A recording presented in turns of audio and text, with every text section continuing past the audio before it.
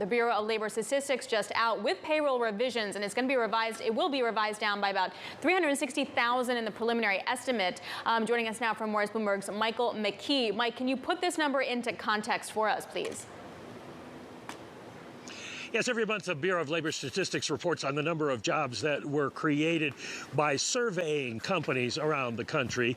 And then once a year, they go back and look at the tax records those companies have to file, and then they can rebalance the numbers to get a more accurate count. It only goes through March of this year, the year prior, from March to March.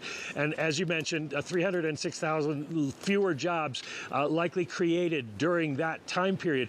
It will be officially attributed to various months at the beginning of the year, and each month probably will be a little bit lower, but it is smaller than expected, the drop smaller than expected by economists.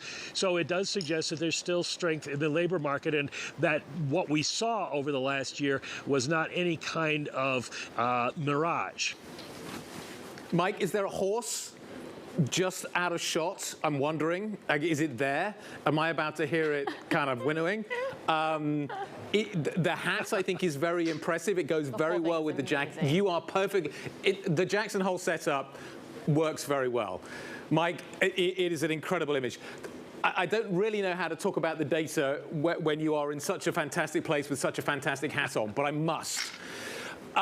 Is this number bigger or smaller than we anticipated? Is this ultimately going to change the trajectory for the Fed in any shape or form? No, because it came in lower than expected, and it basically means that by month there may be 20 to 25,000 fewer jobs. But remember, we were creating during that time period around 300,000 jobs a month. So at this point, it isn't really going to have a major effect. What is going to be interesting for the Fed is they take a look at these PMI numbers, and of course we'll see next week what the ISM shows us. And then you take a look at new home sales. We're getting this bifurcated economy where there is strength in some areas, weakness in other areas. We're expecting the long and variable lags to hit now, so there should be some weakness, but it's not across the board.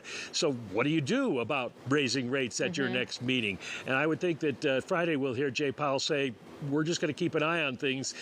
We don't have to decide till September 21st. We'll look at all the data.